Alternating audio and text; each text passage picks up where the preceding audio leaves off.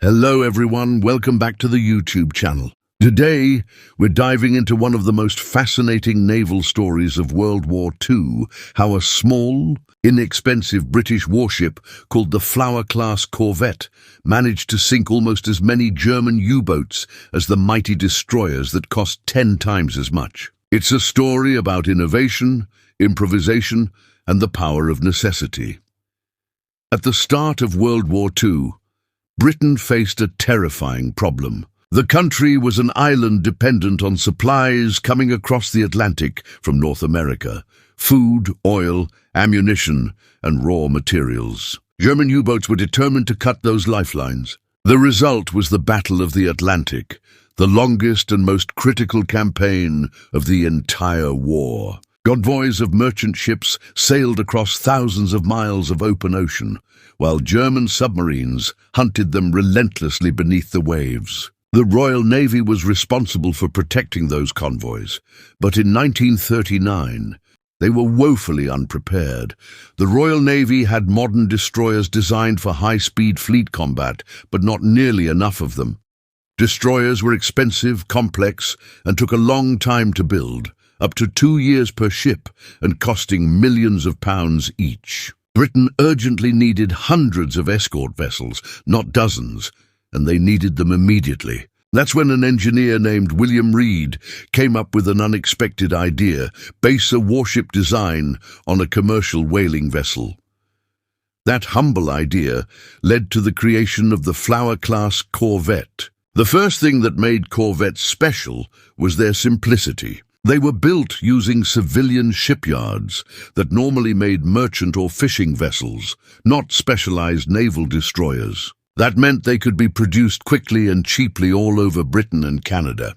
A single corvette cost roughly 1/10 as much as a destroyer, in the range of $120,000, compared to over $1 million for a modern destroyer at the time. The Flower-class Corvette was about 205 feet long and displaced around 940 tons, compared to a destroyer's 1,800 to 2,000 tons. It could only reach about 16 knots, much slower than a destroyer's 35 knots. On paper, the Corvette looked outmatched. It was underpowered, rolled badly in rough seas, and was often described as wet because waves constantly washed over its short deck. Crews endured freezing conditions, cramped quarters, and constant motion. Life aboard was miserable, but what the corvettes lacked in comfort and speed, they made up for in numbers and endurance. Dozens could be built in the time it took to make a single destroyer. Because they used simple, reliable engines and common parts, even small towns with shipyards could produce them. These ships were not built to chase enemy fleets. They were built to guard slow merchant convoys across the Atlantic. Their main mission was to find and kill U-boats. The corvettes were armed with a single 4-inch gun on the bow, several depth-charge throwers, and later, ahead-throwing anti-submarine weapons like the Hedgehog mortar. They carried sonar, known then as ASDIC, to detect submarines underwater, and later received radar to spot periscopes or surfaced U-boats at night. In combat, a corvette's role was to stay with the convoy, detect any submarine threats, and attack with depth charges until the U-boat was destroyed or forced to dive away. What made the corvettes truly effective was their persistence. Destroyers were faster, but they were often reassigned to fleet duties or other operations. Corvettes stayed with their convoys from start to finish, often escorting them across the entire ocean. Over time, the crews became incredibly skilled at detecting the subtle sounds of submarines and carrying out coordinated attacks. During the dark years of 1941 and 1942, when U-boats were sinking merchant ships faster than the Allies could replace them, corvettes became the backbone of the convoy system. In total, more than 260 Flower-class corvettes were built, serving not only in the Royal Navy, but also in the Royal Canadian Navy, Free French Navy, and even the U.S. Navy under the name Temptress class. Despite their tiny size and crude design, these ships achieved impressive results. Corvette crews accounted for dozens of confirmed U-boat kills. Some individual corvettes, like HMS Rhododendron and HMCS Sackville, became famous for their aggressive attacks and successful hunts. Statistically, the number of U-boats destroyed by corvettes was nearly equal to that of the larger and far more expensive destroyers.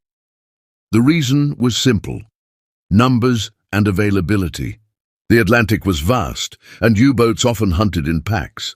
The only way to protect convoys effectively was to have enough escorts spread out along the entire route.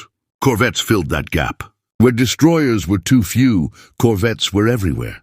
Their presence meant that U-boats had to face constant counterattacks and could no longer attack with impunity. Of course, corvettes were not perfect. They were slow and had limited range, meaning they struggled to cover the mid-Atlantic gap until longer-range versions were built. Their poor living conditions took a heavy toll on the sailors who manned them.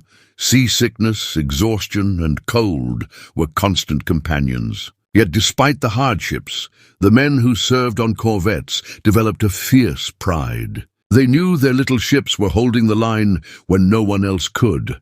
By 1943, the tide of the Battle of the Atlantic began to turn. Allied advances in radar, sonar, and code-breaking, combined with air cover and mass production of escort ships, finally overwhelmed the U-boats. But without the corvettes during the critical early years, Britain might not have survived long enough to reach that turning point.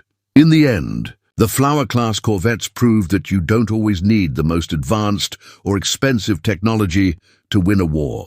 Sometimes victory comes from practicality, adaptability, and courage. These little ships, built in fishing ports and manned by young sailors, quietly played one of the most important roles of the entire conflict. So the next time you see a photo of one of those stubby little corvettes crashing through icy Atlantic waves, remember that they cost only a fraction of a destroyer, but helped sink just as many U-boats. And more importantly, they kept Britain alive. Thanks for watching, everyone. If you enjoyed this story about the unsung heroes of naval warfare, don't forget to like, subscribe, and hit the bell so you won't miss our next video. Until then, stay curious, and I'll see you in the next one.